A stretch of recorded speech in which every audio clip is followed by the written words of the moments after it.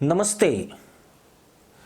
भारत ने चीन के खिलाफ अपनी आक्रामकता के एक्सीलेटर पर पैर रख दिया है और अब भारत ने चीन को उसी की भाषा में जवाब देना शुरू कर दिया है।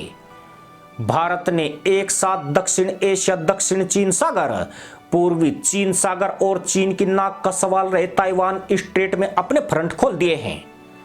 ताइवान जहां की एक हरकत भी चीन को आग बबूला कर देती है, वहां पर भारत ने अपने नौसैनिक युद्धपोत के साथ साथ Hunter P-81 anti submarine warfare aircraft को भेज दिया है, जिसके बाद माना जा रहा है कि चीन की तरफ से काफी सख्त प्रतिक्रिया दी जाएगी।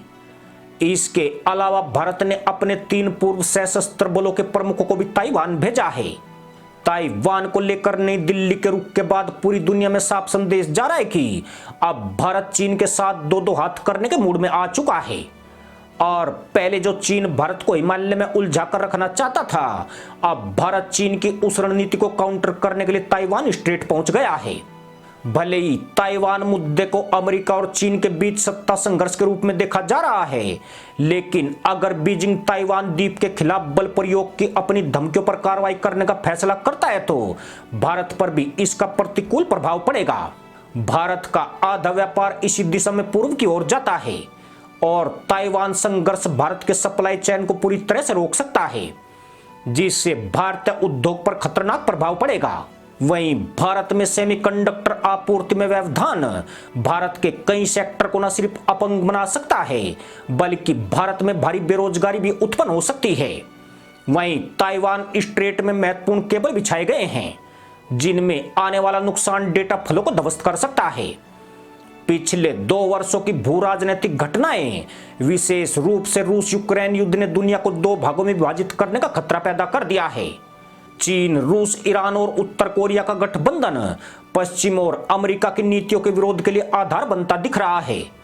ऑस्ट्रेलिया अपने जल क्षेत्र में अपने पहले मालाबार 2023 नौसैनिक अभ्यास की मेजबानी कर रहा है और भारत अपने 2 युद्धपोतों के साथ इसमें हिस्सा ले रहा है और P-81 Poseidon anti submarine warfare aircraft सैन्य अभ्यास का संचालन करेगा।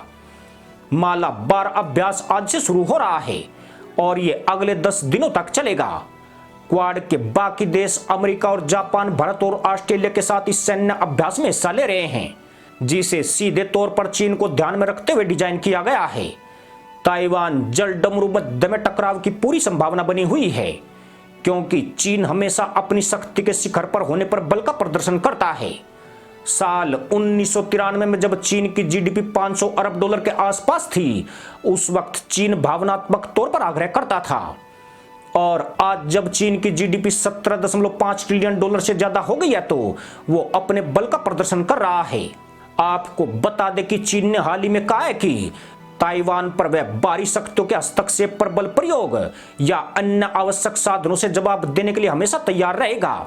चीन और अमेरिका की व्यापक राष्ट्रीय शक्ति के बीच का अंतर तेजी से कम हो रहा है और चीन ताइवान के खिलाफ तभी कार्रवाई करेगा जब उसे लगेगा कि शक्ति संतुलन चीन के पक्ष में है। वहीं भारत के लिए चूंकि चीन बार बार हिंद महासागर में घुस रहा है, तो भारत ताइवान स्ट्रेट में घुसकर अब चीन को यह साफ शब्दों में संदेश देना चाहता है कि जिस अधिकार से चीन हिंद महासागर में घुसता है, भारत के पास भी वह अधिकार मौजूद है और अब भारत चीन को उसी की भाषा में जवाब देने के लिए तैयार है। इसी के साथ अनुमति दोस्तों, जय जवान, जय किसान, जय हिंद, वंदे मातरम।